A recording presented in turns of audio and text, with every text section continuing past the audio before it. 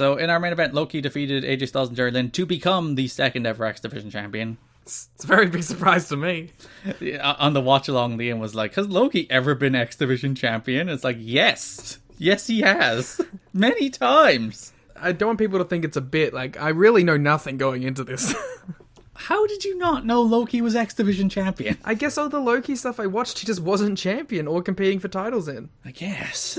You know what? I should have known the most recent one because I was watching during that time. Yeah, the 2017 one. Yeah, I remember that. It's a different Loki. He won the belt. He's Hitman Loki. It's the best Loki. And lost the belt to Sanjay in India. Yeah, different Loki. Cool moment. Sanjay finally becoming X-champion after all those years. I don't even know who Sanjay Dutt is, alright? Yeah, he hasn't been introduced yet. That's fair. Great match. Tremendous main event.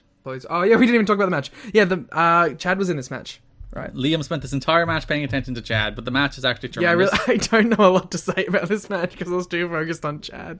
And then you're out here giving it 3 3/4 stars because that's just how it felt, I guess. Yeah, it's a feeling. They did moves, and I like the moves. You are hooked on the feeling. Do, do, do, do. It was a weird finish where Loki had Jerry Lynn pinned. AJ Styles broke up the pin, but they counted 3 anyway. So, sure. Which, like, does make sense, but also, like, it didn't work out that way because Ki he separated connection from the body, so it makes no sense. Because, like, in theory, I do agree that, like, if someone tries to break up a pin and the person who is doing the pin doesn't move, that's not breaking up the pin. It's still a pin. But as you mentioned, Loki did get off the pin and get back on, and they still counted 3. So yeah, it does work in theory, but it didn't work in practice. It sure didn't. You do have a contentious issue with the star ratings, where you've chosen not to rate the 10-minute Iron Man match, even though it's a separate match. Okay, well, do you want to get into it now then? Yes, I will, because the crux of the show is AJ Styles and Jerry Lynn have a 3 stages of hell style situation. No, they don't. They have 2 matches. They have the match at the start of the show. No. And then they have a match at the end of the show that had different stipulations to it. No, it's very clearly 3 matches. If Jerry Lynn defeated AJ Styles in the no disqualification match, the Iron Man match wouldn't have happened. Yeah, because it was another match. Yeah, because it was the 3 stages of hell. Wait, no, I'm going back on my own points. Shit. Yeah. Stop digging your heels in. It's a 3rd match. Give it a rating. It's not a 3rd match. No, I'm giving it a blank rating because if I gave that 2 separate ratings, they would be lower than the 3.5 I gave to them as a total. Well, why? Because I liked it better because the Iron Man played directly off the match in front of it and continued the story from it, so I liked it and it felt like a bigger, longer, more important match. It's still a separate match. I'm not rating it anymore. It's a 3.5 for the total. I will, however, rate the opening of the match because that had an hour and a half break in between it. But that's not the distinction here. Like there is 2 matches on this show that are 3 fall matches. Garrett, if those 3 matches happened directly after one another, would you have rated them as 1? It would depend how it's framed. You were the one yelling at me because I was letting corporations dictate what is canon within things, alright? But here you are, fighting me because TNA said one thing when it's clearly another thing. No, there are 2 distinctions here. On this very show, there is a Jimmy Yang versus Sonny Siaki match, which is a 2 out of 3 falls match. That is a single wrestling contest with 2 out of 3 falls.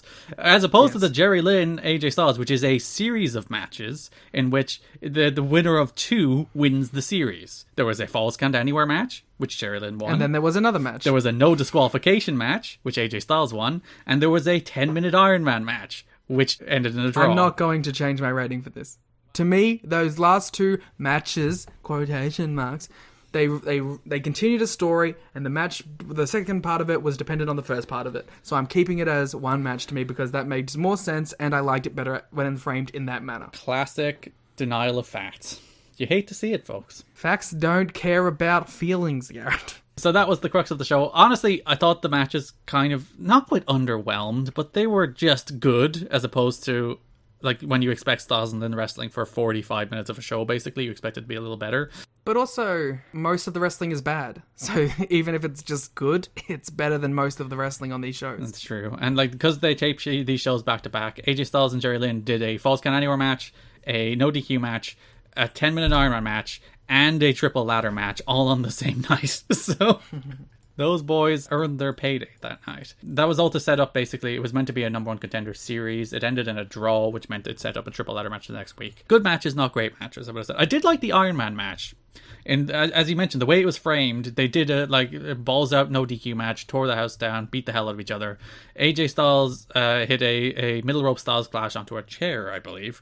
where he won the no DQ match with that, and then immediately scored 2 straight falls in the Iron Man match because of it. And I thought that was a really cool little storytelling touch. I love that little opening to the second part of the match. Also, Jerry Lynn went dick first on that fucking Styles Clash. Which is the reason he was down for so long. Yeah, I imagine. But it ended in a draw. I liked how Loki came out with a ladder before it even ended in a draw, but I suppose he would have challenged the winner regardless to a ladder match. Yeah, it's a triple ladder match because there's 3 ladders, not because there was 3 people. Yeah, obviously. The true logic of TNA. And then our main event, triple ladder match, AJ Styles Loki against Jerry Lynn for the X Division Championship, in which Jerry Lynn defeated Loki to become X Division Champion. Loki only had a 2-week reign as champion for Loki. No wonder you didn't remember it. I tell you right now, I didn't remember that Jerry Lynn won the title either until I saw him under the other thumbnails that he had the championship. Nah, it spoiled it. Yeah, big Jerry Lynn title win was spoiled for me. It was in this match that I was really like, I wanted to mention that I think Jerry Lynn has also been one of the stalwarts and the best acts on these early NWA-TNA pay-per-view shows as well. I think everything that Jerry's done has been pretty good, and he's now that I think he's definitely found himself more in this like babyface veteran role than the bitter veteran role. And I don't think he was ever meant to be a bitter veteran. It's just that's how just the bad story came across. I don't know. That first week was pretty blatant. Like he beat the fuck out of him backstage, and then was like, little young whippersnappers." It's just total inconsistency, I guess. I've gone back and checked, and the hard cut is in the original broadcast as well. So What happened? maybe they did a reveal, but they were like, because this show is taped, obviously, and maybe it's like, maybe we don't want to do the reveal. We'll leave it till the next show, so they cut it out. Maybe. Yeah, this match ruled. This match was so good. It's just a really cool ladder match. This was a right banger, as the kids Like, there's a say. bunch of cool spots where, like, Loki does the title crush, but Jerry then catches him into a powerbomb and goes to run across the ring and powerbomb into a ladder, but then Loki countered him again into a Rana into the ladder, which is really neat. There was one really sweet powerbomb reversal from Lynn too towards the end of the match, where he just catches him, And the finish was a freaking cradle pile driver, awful ladder. which looked like killer. Like Jerry's like been absolutely killing it with his cradle power drivers too. He also hit another murderous spear. There's a lot of spear. Like, Tina Hamilton hit a great spear. Jerry Lynn is hitting great spears every week. I didn't know that Jerry Lynn was a dude who threw spears. He does a great one, apparently. It's better than Edge's. Apparently so. This might actually be the most Jerry Lynn I've seen, like, consecutively. Again, going back to my talking point, Liam, that he's underrated. More people should respect him. See, I didn't realize that Jerry Lynn was such a stalwart of the early TNA times.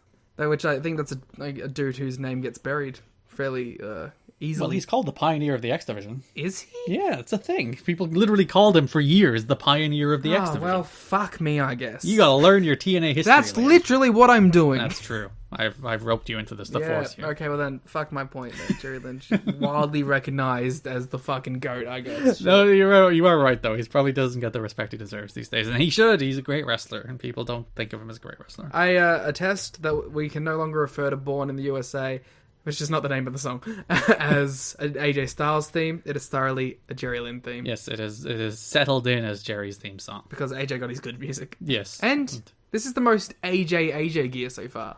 He does look like himself, doesn't he? He has a very weird, like, orange, like, tribal symbol under the Styles, but it's the closest we've gotten to full-blown AJ, I think. As he works out his look. He still doesn't know what he's doing with his hair. To be fair, I'm nearly 30 and I still don't know what I'm doing with my hair, so I can't judge him. If there's one thing I know, it's my hair. In that it's long, and I don't have to do anything about it, because I can just tie it up if I need to make it into a thing. I got Hangman Page hair, but not as good. Well, no one has a Hangman Page level hair, to be fair. The man needs to stop wetting his hair, though. What are you doing, Paige? You look like a star with that fluffy, luxurious hair. Don't wet it down. Be the one wrestler who You're does it. jealous, aren't you? No, because that's how my hair looks.